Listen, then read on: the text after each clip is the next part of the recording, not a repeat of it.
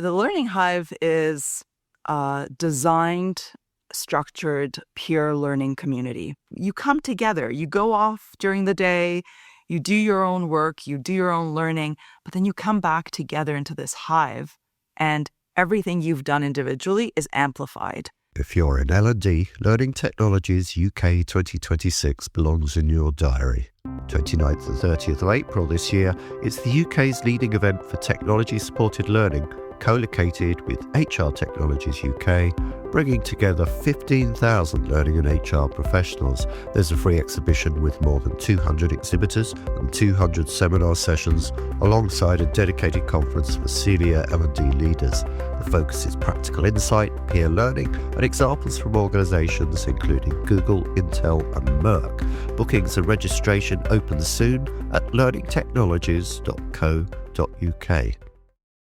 This podcast is supported by Synthesia. Training videos shouldn't take weeks to make. Synthesia lets you turn text into professional, multilingual training videos in minutes. It's fast, scalable, and so simple anyone can use it. You can write an email, you can make a video. Hey there, my name is Alex, and I'll be guiding you through this training session. 70% of Fortune 100 companies use Synthesia to modernise onboarding, simplify compliance, and scale global training. Podcast listeners get an exclusive 30-day free trial.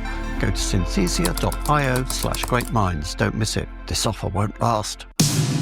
Welcome to The Learning Hack, a podcast about the people and technologies that are creating the future of learning. I'm John Helmer.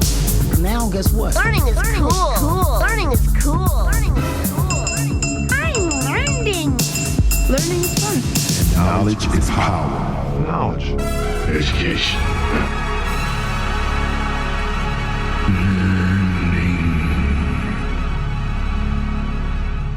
Workplace learning is full of paradoxes. Organisations invest heavily in courses, platforms and content, yet so much learning still fails to stick, transfer or meaningfully change how work gets done. One response has been to add more structure, more programs, more frameworks, more technology. Another has been to step back and ask a different question. What if the most powerful learning resource organisations already have is each other? In this episode of The Learning Hack, we explore a model of workplace learning that comes not from the latest vendor roadmap, but from deep academic research, systems thinking, and years of close observation of how people actually learn at work. And it comes from a place where many great things have come over the years and continue to come.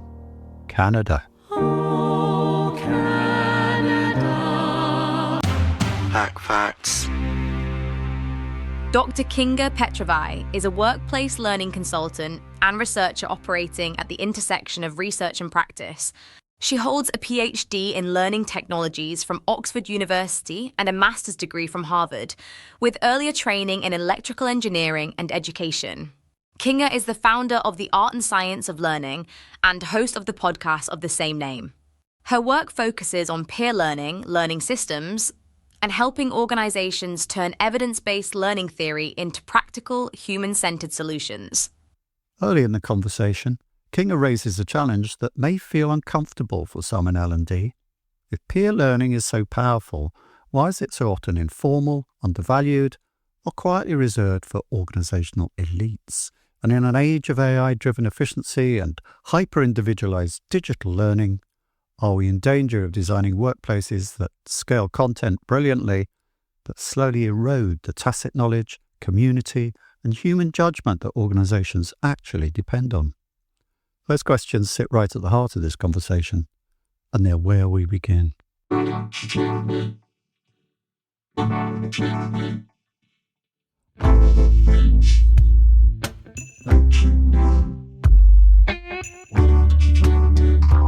So hi, Dr. Petrovai, Kinga, I should say. It's great to have you on the podcast. Welcome to The Learning Hack.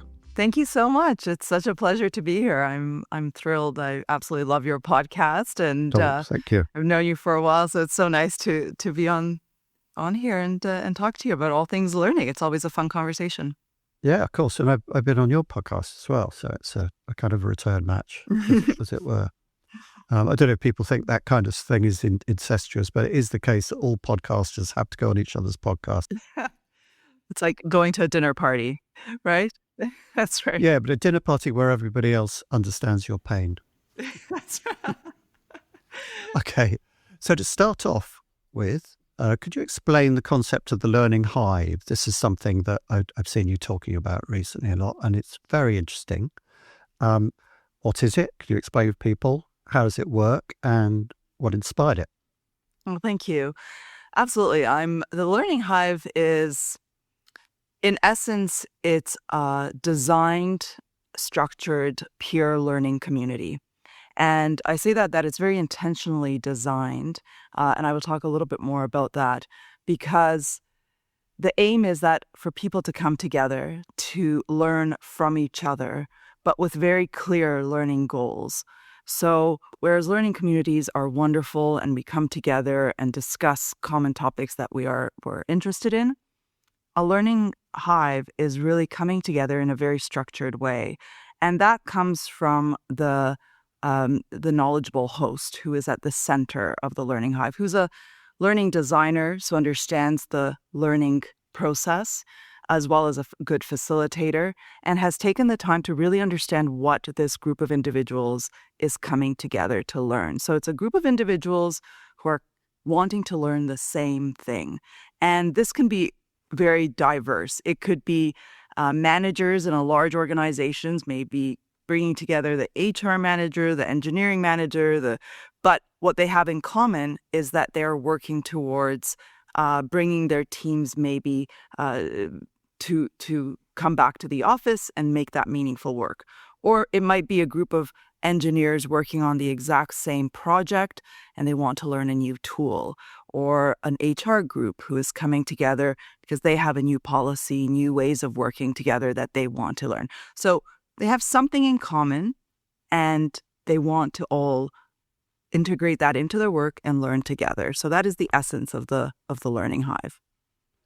And to what extent is it true peer-to-peer learning? And the role of the facilitator there, the knowledgeable host, is very key to defining that question. I should explain that recently at the World of Learning exhibition in Birmingham, I helped facilitate a workshop about peer-to-peer learning. And it was interesting that although there was a lot of kind of story sharing between the people in a lot of the examples that we gave, I mean, it didn't seem to me that there was much of a chance for people to actually kind of interact without the mediation of a trainer or facilitator, or in one case, teacher. We had somebody who was a teacher on there as well. Is the Learning Hive more truly peer-to-peer? Well, it is peer-to-peer in the sense that the role of the knowledgeable host is really to help to orchestrate the conversation, not to add to the conversation, not to add knowledge. So it's not a training in the sense that they are bringing knowledge to the group. Rather, what it is that the knowledgeable host understands what this group of individuals, where they want to end up, what they want to learn, what their organizational context is, and really deeply understand that, and then create learning objectives for each meeting. So whenever the group comes together, there's clear learning objectives overall where they want to end up, but each meeting has clear learning objectives as well. And the knowledgeable host designs questions to ask that help to draw out and use those learning principles that come from understanding the broader context to becoming more specific, moving towards that learning goal. But it is the questions that the knowledgeable host designs to help bring people to that learning goal. And then during the conversations, when those questions are being asked and that person is drawing out the conversation as a good facilitator, they also understand where this group wants to end up, what the context of their work is. So that person is really able to say, well, John, can you elaborate on that? Dig a little bit deeper. What do you mean by it?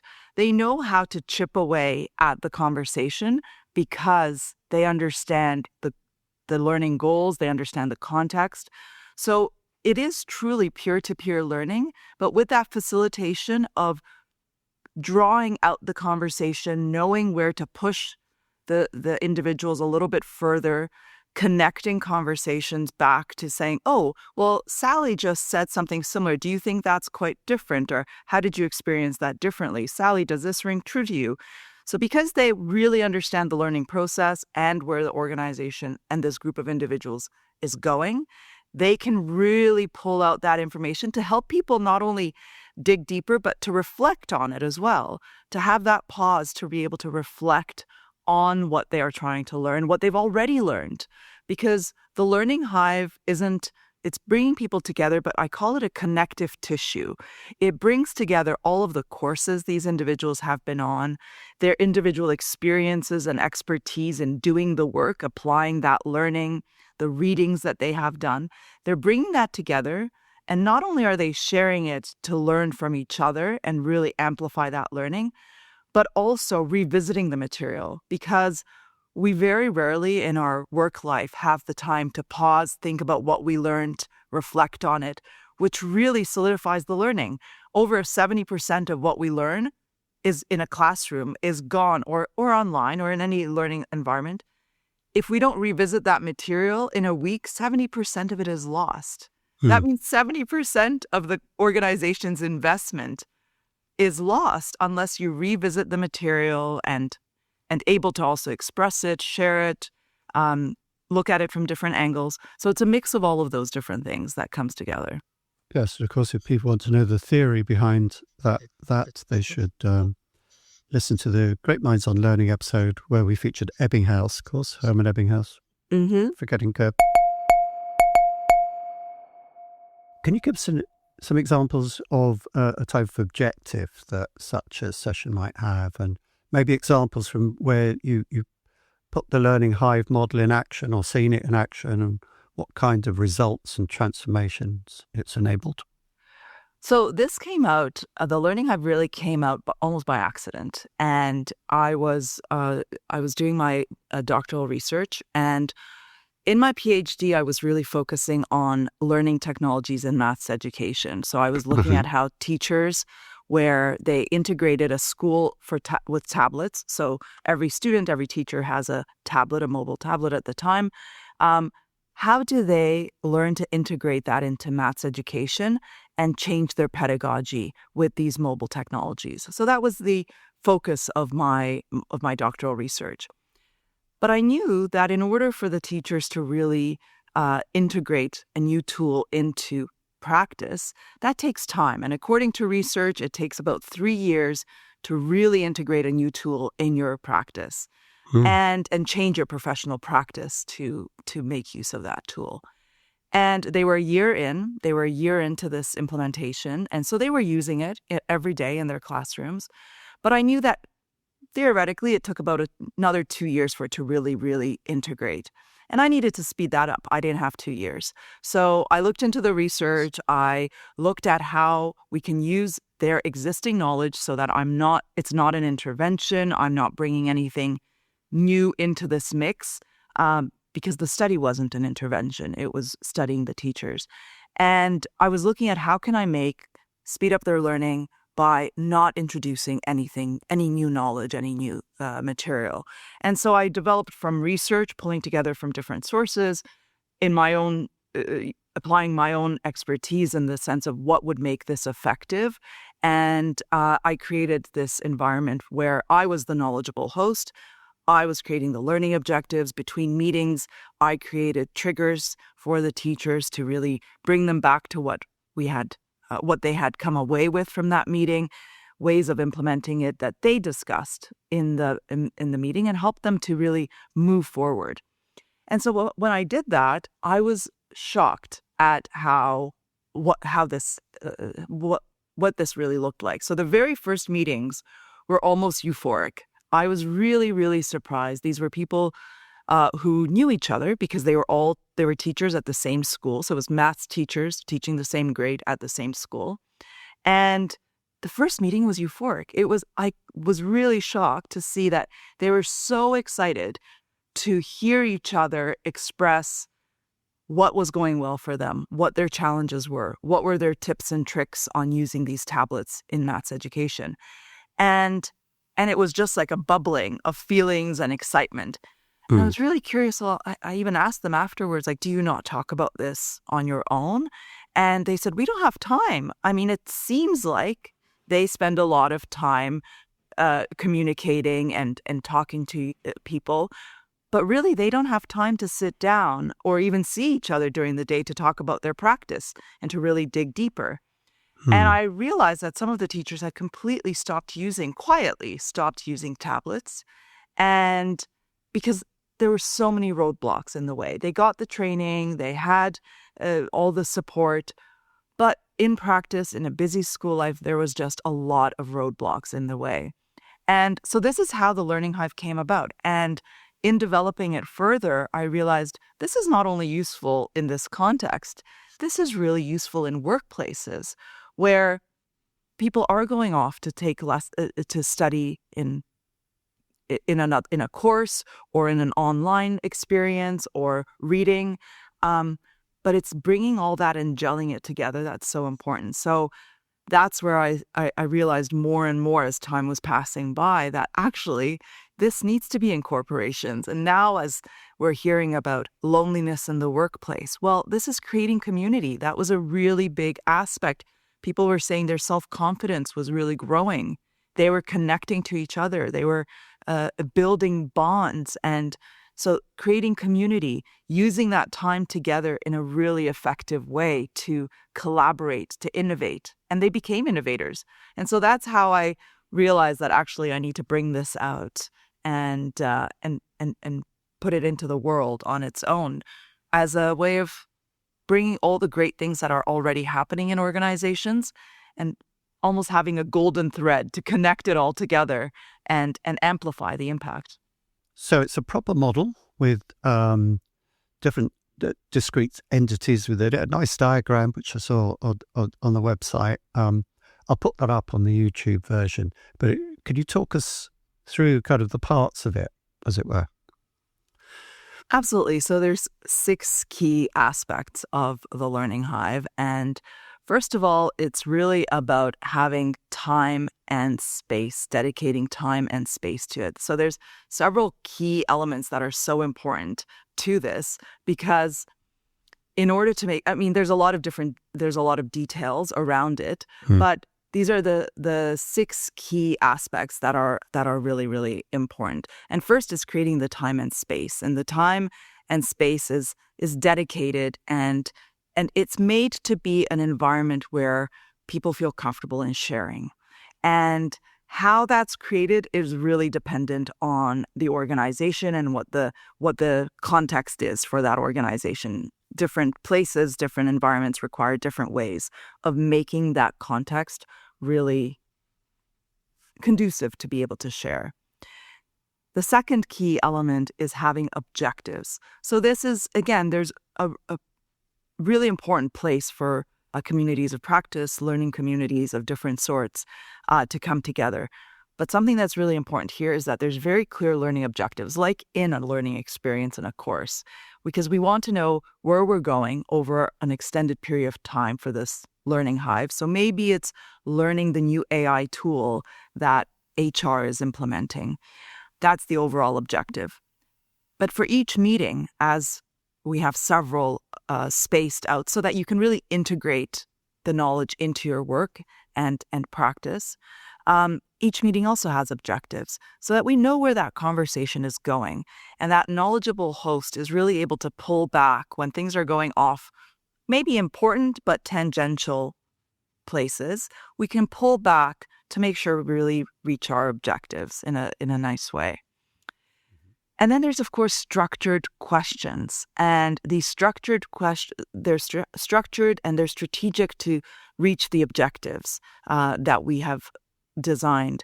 And the questions really often go, again, it depends on the topic, it depends on the group, but they usually would have to go from a high up, a level that is quite broad, and coming in closer and closer, as we do in learning, as we do in any course, where we learn the landscape, and then we're going into the details and then the technicalities. So those questions are designed to drill into that, into the objectives. And then, of course, the fourth is the takeaways. So after every fantastic meeting, conversation, the knowledgeable host really pulls together the key takeaways. And that really helps to anchor. Again, when you read a book and then you read the synopsis, it helps you to anchor, oh yeah, these were the key points that were really important in this book. And that's what the knowledgeable host pulls together, sends it to the group as a way of, again, solidifying that knowledge and really, really making it real, driving it into your memory. And then between the meetings, the fifth key element is the nudges. So you've had the meeting, you learned from each other, you had the takeaways, but then in between those two meetings, trying to implement that, integrating that into work. And sometimes I feel that that's missing, where we learn something, but there isn't really the mechanisms of how do we implement this into the work. And I often transfer into practice. Absolutely. How do we transfer it into practice, and how do we practice it and see what the hiccups are, what we didn't quite understand so well? It's like looking at a cooking show and then trying to make the recipe. Well, you do have to kind of go back to your notes that you took during the cooking show. You also have to go back maybe and rewind and look at, what did they do again? So that's what the nudges help to do, is to really... Or buy the book, of course. Or buy the book. Absolutely. You buy the book. You flip back. Reading it once is not enough. We think we've learned it by reading it and watching it once. Yeah. And often that's the way training is done. But we need ways to come back to the material. And then, of course, the sixth element is the deeper focus. So each subsequent meeting the focus gets deeper and deeper into the material, into the nitty-gritty, to really, again, understand it deeply and fully, and pull together all those other learnings that you have, all the other courses, your own experimentation, and the learnings from your group. So those six elements, kind of like the six sides of a honeycomb, you come together. You go off during the day, you do your own work, you do your own learning, but then you come back together into this hive, and everything you've done individually is amplified. And this is what I would really love to see in workplaces, is all the great work that is happening, bringing it together in a hive mentality and building that community. If you're looking to connect with the top minds in learning and talent, there's no better place than an Iventive event. Since 2009, Iventive has hosted over 300 events for global heads of L&D and talent. I've attended multiple Iventive events myself and found them to be invaluable, less about sitting and listening and more about real, impactful conversations. It's an unmatched opportunity to collaborate with leading chief learning officers on the challenges they're tackling today. Join the conversation. Visit iventive.com/learninghack. That's iventiv.com/learninghack. Why a hive? What's the inspiration in bees? Are you a beekeeper? I'm not a beekeeper.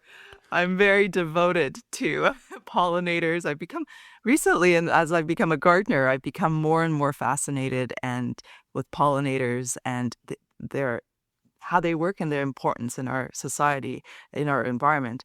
But the reason why a hive really jumped out at me is because somehow that imagery really made sense to me. We are individually doing so much. We are busy learning, working, and then so often, as I learned from those teachers in my research, so often we don't have the time to really come together in a community. We may be working alongside people and working in a group, but we don't have time necessarily to really pull together all of the different learnings, all of the different resources that we've gathered throughout our days. And the bees come back and they build this community together, and it's so strong. It's the ideal structure. Each of them couldn't do it on their own, and they come together, and by combining everything, that's how it becomes extraordinarily strong and powerful. And I think that's what we need to do, is not only work together as teams and have great team cohesion and work that we're producing as a team, but also come together as a team to build our community, our strength as connecting to each other, and pulling together all our learnings and our knowledge and our experience and passing on knowledge. Knowledge transfer is such a huge topic right now. It's a huge problem in organizations.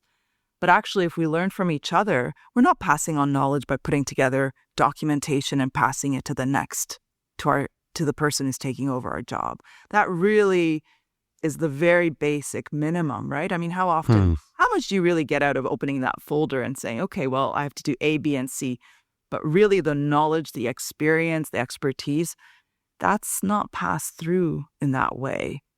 And you're talking about the difference between explicit and tacit knowledge. And absolutely, there is a debate about tacit knowledge. Mm-hmm. Are we going to lose that if our technology pushes us in more and more hyper-individualistic ways and everything has to be explicit and we have AIs on the team? What happens to tacit knowledge? I'd like to talk a bit more about that in a minute. But first of all, what in your own background? You have an engineering background. You have a lot of education from some of the most elite institutions in the world, Oxford and Harvard, or elsewhere for that matter. What your background has shaped your thinking about how organizations learn and brought you to this model? I mean, I was always very interested in people. I was always really interested from the very young age, interested in people and understanding people and their motivations and their just observing people. But what really came together is from my engineering and the education. So I think it's threefold, really. So as on a personal basis, I changed cultures, I changed environments throughout my life, and I loved observing and understanding people. So that trying to understand what motivates people, how they function, how they work, I think that's one aspect that really drew me to education and learning on itself. The engineering and then the deep research in education. So the engineering aspect is really key because engineering is very logical, very systematic, and very much a systems orientation. So I worked a lot with designing systems, learning the logical path. And I think systems are something I really, really brought with me because it is such an important way to think about learning and organizations. It's not a one-off. Learning is not one-off. You don't go and take a course and learn. You really have to be in a system, in an ecosystem of your organization. And when learning is designed, this is something that I talk to my clients with all the time because it's not enough to say, we want a course. How does that fit into your system overall, into the workflows, into the way the culture is, into what the organization is? And thinking about learning as a system and putting in there's a course and there's other ways of amplifying that course and really drawing it out in little ways. Maybe it's 5 minutes at the end of your monthly meetings that you have a way of learning about something. But it's thinking about that learning as a system throughout the organization is really, really influenced by my engineering background and also working in finance. I was working for some time in costing finance as an engineer and designing costing systems in a large national company in Canada. So looking at vast geography, vast company, how does that system work? So that has really, really come through to what I believe learning organizations need to think about when they're thinking about learning and development and growth, really. I mean, I think learning is often seen as a word on its own, but it's really about your innovation and your growth as a company. And then, of course, the education part, the diving into the research very deeply is informed so everything that I do. I mean, that learning research that is so rich, and we have such an abundance of incredible research in how we learn, how we can make learning more impactful and effective. Diving into the research deeply was phenomenal, and it's something that I bring with me every day to inform what I do. Another guest in this season was saying that he believes that part of the impact of bringing AI into the workflow for L&D is going to mean that L&D people become more and more systems designers. So that it's interesting to hear you talk about the systems thinking mindset, because it's very topical. I think so. Perhaps even trendy. Trendy, yes. So how do you think that perspective plays out will play out in organizations? That's interesting, today? isn't it? Would you agree with that? Yeah. To be systems designers. Yeah. I think that's true to a certain degree. I think that's important in a certain degree to think about it as a system, for sure, and to design it as a system. But I think the role is also of learning designers to bring that humanity to it, because we're people. It's almost that, throughout the last century, we've almost been competing in a way to be the effective and efficient and be the machine. We can't compete with the machine. There's no reason to compete with the machine. Your phone is already far beyond your capabilities as a human. AI is beyond imagination. But it's the human aspect. It's understanding who we are as humans. What is it that we add to this work that we are doing? And I think learning designers, it's so important for us to recognize and understand and study what is the human element. And for example, I mean, it's interesting to think about some of the things that it doesn't seem to make sense how this happens. For example, we're trying to be efficient, but research has shown that in order to be creative, it's really important to focus on the work that you're doing. And equally, it's really important to go away, go on a walk, go to sleep, pace out your work so that you are sleeping in between, because when you are sleeping is when your brain brings things together to be very innovative and imaginative, to really have important impact on your work. So we have to understand how we function as humans and build that in, because it's not about the computation, it's about the imagination, it's about the innovation. And we have to learn in order to be able to innovate, but then we also have to understand how we innovate. What is that human element? For example, being in person and having great conversations and great learning in person, there's something magical about that.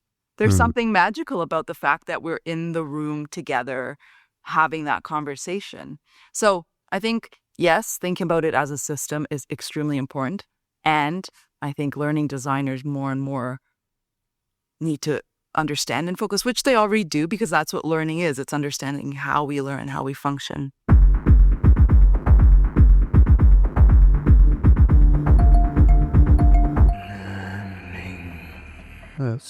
Those things you're talking about there are kind of very human attributes, the role of sleep in learning and things like that we know, and kind of being in the room together, personal presence.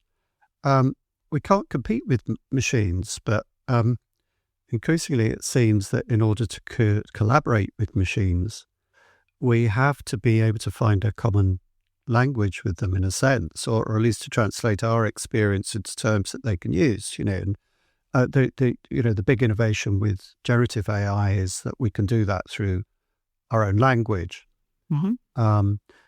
But a machine can't understand what it means to kind of benefit from a good night's sleep, for instance, or a machine doesn't really feel the difference between a thought on 9 a.m. Monday morning and a thought on 6 p.m. Friday evening, and a market can have those different states, for instance, because it's made up of a lot of humans. But to a machine, although these things might show in data, they don't really feel them. I'm kind of rambling towards, bringing up what I think Brian Murphy, my previous guest, was getting at, is that we have to find a common kind of area of meeting and interface, as it were, with machines, if the AI is going to come into our workflow in a significant rather than just a superficial way.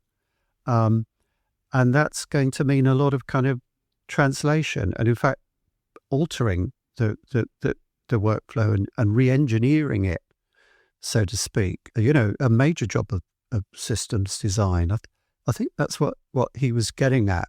Do with the emphasis you're giving on kind of P2P learning and sort of human interaction, how do you square those things? How do you think that fits?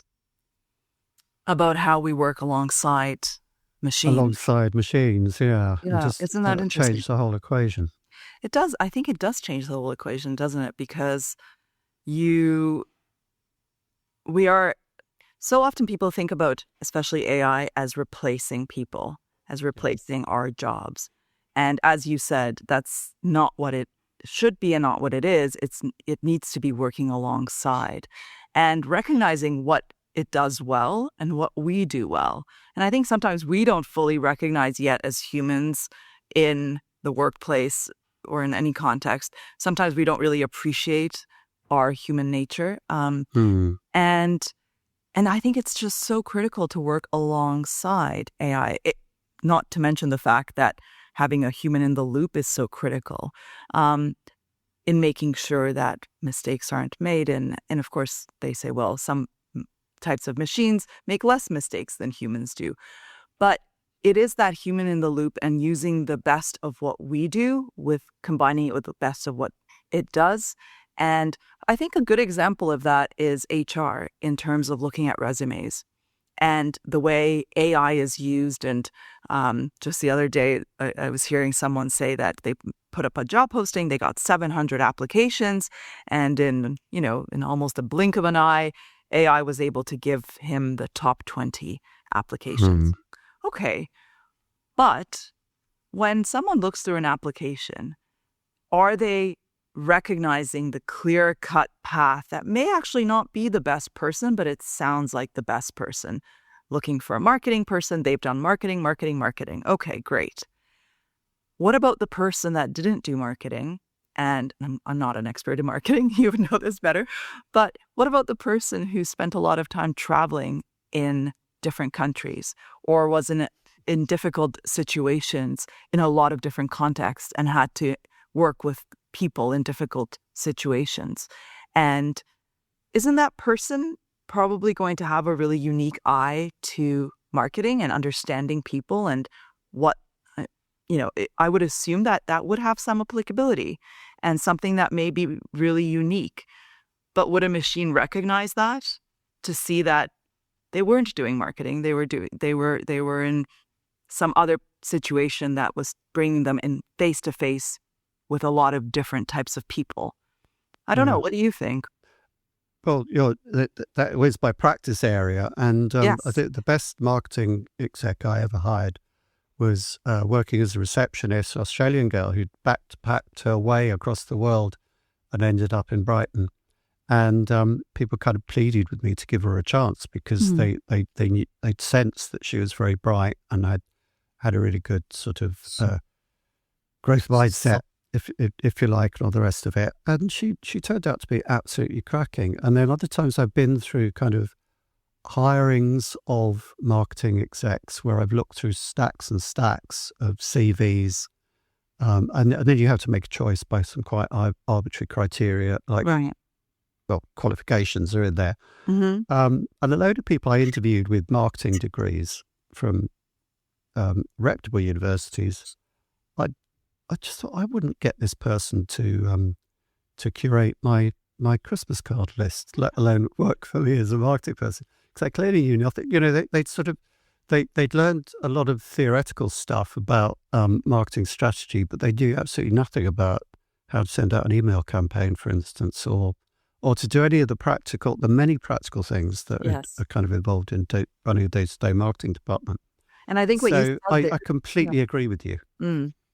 But, Well, the AI would have skimmed off the top of those, and I might have lost kind of 80% of that list within which was the best candidate. And I think what you said, you mentioned that you had a sense, or that your team had a sense that this person would be good. And I did as well, as soon as I talked to her. But it's that aspect of the sense. You can't really put your finger on why you had that sense. Yeah. Right? So it's sometimes we're wrong, well, exactly. Absolutely. But sometimes that's we're why right. I think it needs to be a collaboration, right? Because there's a complexity to what we understand about people or situations that a machine can't. And I think working together, we bring together the best of both worlds. But as you said, I think we need to step back and first of all, understand, okay, what are my processes in my company? What is it that we're really working on? Let's do an inventory. There's been talk about cleaning your data, garbage in, garbage out. There's been an inventory of skills, understanding the skills required in an organization. But I think now it's really come to a head where people really have to say, okay, we really need to take an inventory, take a look, take an understanding of what are we really doing?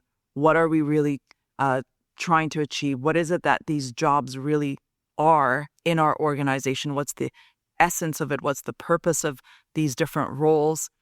To really understand it and then to be able to say, okay, this is how the human and the machine can work together to use the best of both. But I think now is where there's been a lot of efforts being made into having that understanding of the organization, the data, the processes, the skills required. But now I think with AI, it's just so critical. Leaders often say, well, we just don't have the time, the resources. But I think things are just going to be crumbling for those who are not taking that little bit of time or finding a way to build it into some of their existing processes to not make it such a jarring experience. But it's so critical now to really understand how can we bring these two together in a meaningful way. Yeah. And coming back on a bit on what you were talking about earlier with peer-to-peer learning, do you think peer-to-peer learning is undervalued in organizations? My feeling is that when elites have ways of doing a lot of it, I think, and, there are kind of... That's a good point. Clubs in upper echelons of professional practice and so on. If you're training to be a lawyer, you have to have a certain number of dinners, which strikes people as bizarre. But the English system, you have to have a certain number of dinners with, right, the people in the chambers or whatever. A lot of these informal mixing, but also they're kind of seen as important forums for learning and, as we were saying, for tacit knowledge. You go further down the organisation and you don't get a reproduction of that type of dynamic at all. It's undervalued. It's sort of something that the elites tend to keep to themselves, as it were. That's interesting. I think you're absolutely saying the quiet thing out loud. I think that's exactly it. I'm sorry to anyone who's offended by the quiet, because somebody's always offended when you say the quiet thing out loud. But I think it's really important that we recognize that because it's so critical. I think on the one hand, you're right. It is undervalued. I think it is undervalued.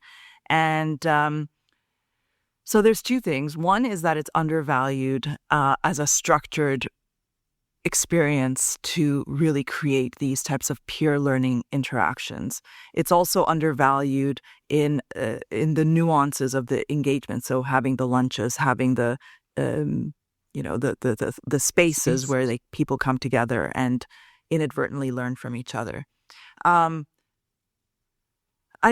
think, and now with the working from home, it almost has been obliterated in certain professions. I hear from so many law firms, accounting firms, where you, as a young lawyer, you come in and you absorb a lot of that knowledge, and consulting firms as well. You absorb a lot of the important knowledge just by being in the environment and observing, which has been removed in the time, especially when we were completely working outside of the office, working from home.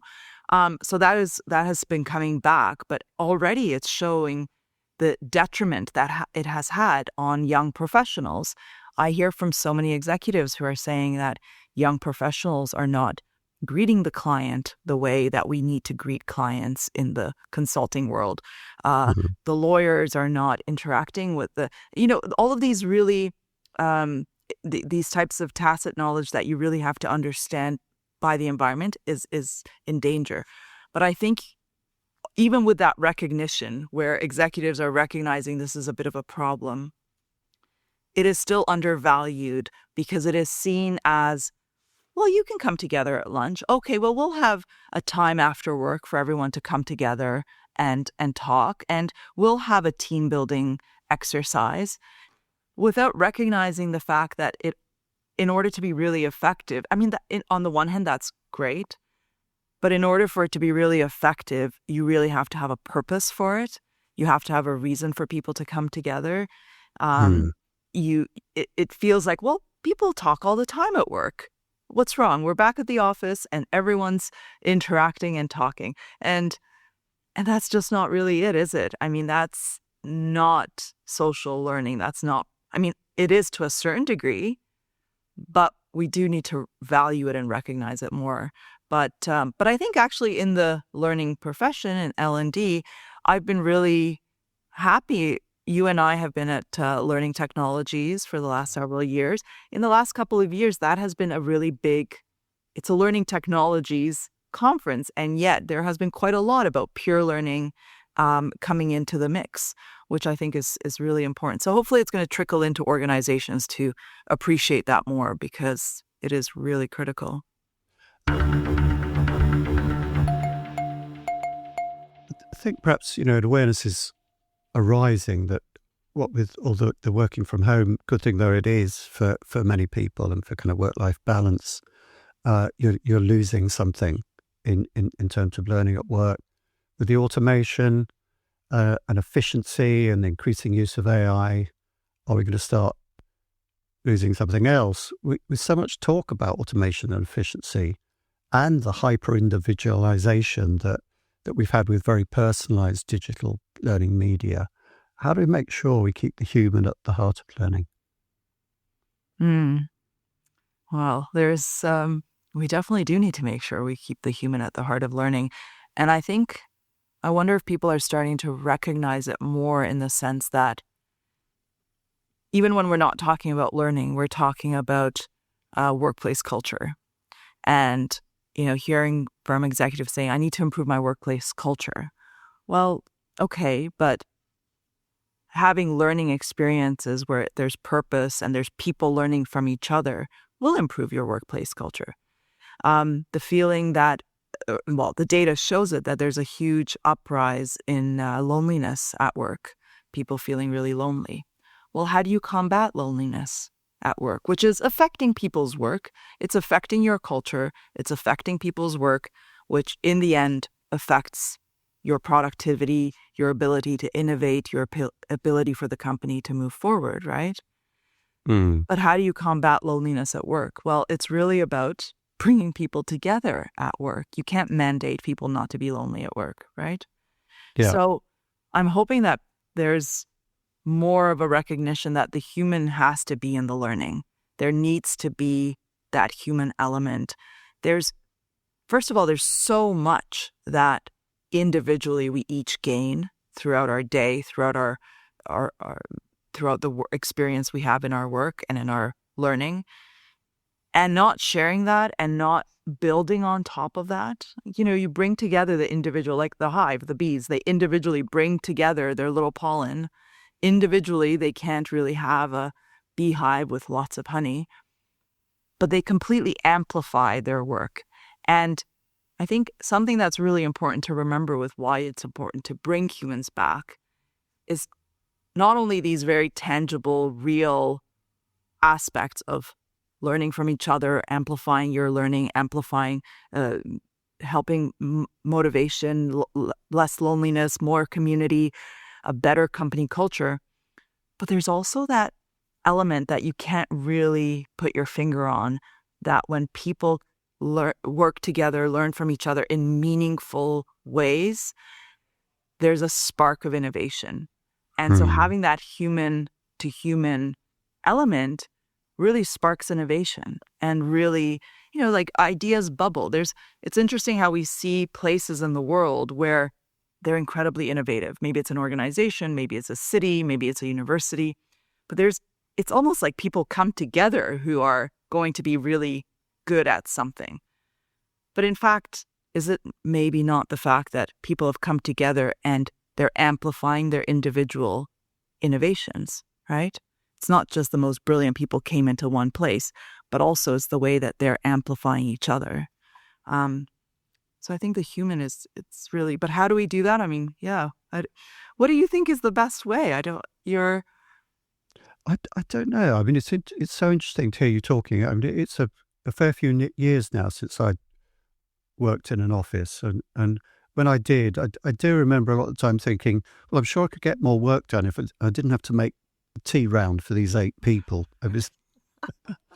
But it was great to meet them a lot. But also on the other side of that, I kind of worked in Brighton, which is a bit of a sort of e-learning hub, and was, early on in the kind of introduction of e-learning, it was producing an awful lot of the e-learning content that was made in the UK. So we had all these networking organisations like Wired Sussex, which has now gone out of business, and doesn't seem to be an equivalent of it anymore. And people would get together and drink too much from different companies and just kind of trade a lot of insights, and a lot of peer-to-peer learning was going on that way. You'd learn a lot about your practice area by talking to people who are doing similar but different things in related companies and so on. Absolutely. You found this in all over the place in places like Silicon Valley, that you get kind of. I think there is a kind of narrative around all that, which can be about eugenics and zoning and all the rest of it. The bell curve guy had a book about that, which is pretty disgusting in my view. There you go. But I think, as you say, it's about people getting together in semi-formal ways with a maybe kind of warm, fuzzy overall sense of purpose and direction, but it's kind of there. You go to a networking evening with a load of other people from tech firms in a town that is notable for doing a lot of digital learning, and there will be a common purpose in the air. Absolutely. And I think it's important to do that. That I think that there does come when everything has to be made that is implicit has to be made explicit so the machines can understand it. I think you also have to start making some things explicit and making an effort to do them that formerly just kind of happened. Yes, and I think because just kind of happened. Right. Sometimes it just happens organically. And I hear that a lot about learning communities online and learning communities in general. And people say, well, it can just happen organically in my organization because look, and they point to some incredibly active and wonderful learning community and often online. And I say, yes, that's true. These examples do exist where they don't require any kind of moderation, any kind of triggers, but those are individuals with an extraordinary passion for something, and they come together to build on that passion. You're talking about an organization of people where they're very busy. This may not be the center of their universe, their work. For most of us, it's not the center of our absolute being as, some people who are passionate about a particular hobby or a particular career are. So you need to be able to create that human interaction and that learning in an environment that is very busy. And quite frankly, yes, we can have very naturally occurring incredible learning experiences over a long period of time. But we have a short period of time now. You want to have it be as fast as possible, as impactful as possible, and with a group of people who, again, you cannot compare it to maybe gamers who are online who are extremely passionate about a certain game. You cannot compare that to your workplace. So you need to orchestrate it in a way that makes it easy for people to come together and learn from each other. And part of that is to create those learning communities, a space where let's go for drinks after work and get to know each other and talk about whatever we like. And also with it's an ecosystem. It's a system of different types of experiences. And part of it is very structured learning, peer learning environments where, yes, we come together, but we have a very deliberate purpose. We are definitely going to end up at a certain learning objective at a certain point because we don't have 50 years to build this with a few of the most passionate people in our group, right? It has to be concentrated. So although we do need humans in the loop, although we do need that kind of natural and grassroots inspiration. But we can also create those in different ways of learning that can help people grow and learn and also be a lot happier, connect to each other, and build community. Community is often lacking, and as you said, people get together in different contexts. And we used to have third spaces as as a life. We used to have our home, our work, and a third space, which for most of the world, most people don't really have a third space to congregate and talk and learn. But we need to create this in the workplace for the purpose of creating really effective work. And I think the Learning Hive is certainly a way that you can orchestrate it. And again, not the only thing. It's an ecosystem of different experiences that are needed. But the human aspect is so important. All right. So this has been a great space to share with you. We too have limited time. I think you've been very impactful. And I think I've learned a lot through this conversation. And finally, the traditional learning hack closeout. I say traditional, we've just been doing it this season. What's your go-to karaoke song? Oh my gosh. Wow. So there's a story. There's a story many years ago when I went with a group of friends to karaoke, and I didn't expect to be on stage, and one of my friends dragged me up on stage. No, you never do. And I have a deep fear of singing because somehow I just do. And anyways, I was dragged up on stage by this friend of mine, and I was wearing these very high-heeled boots.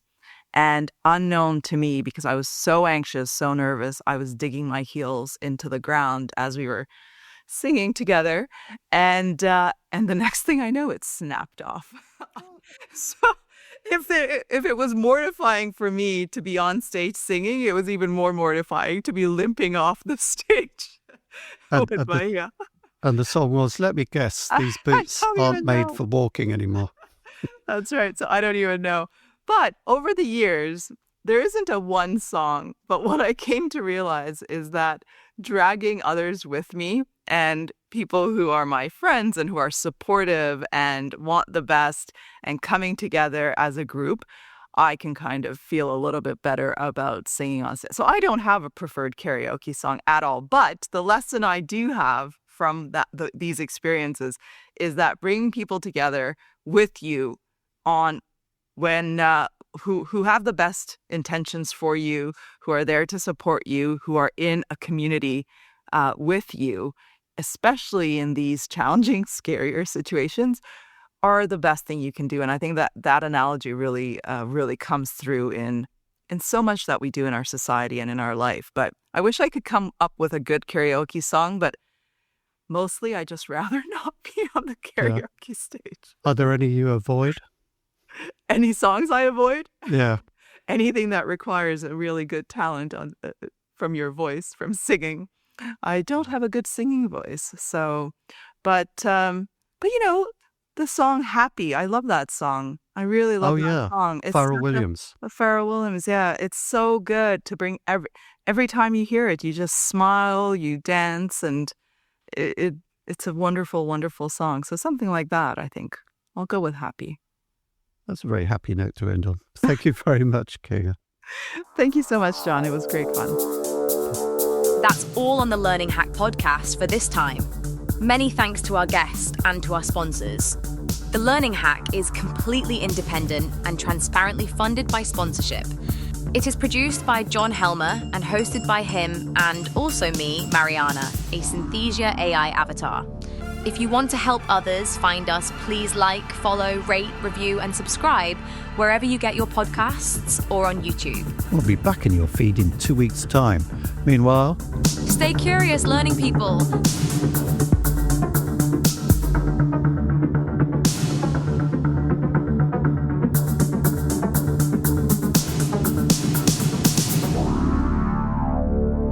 Now I finally get it.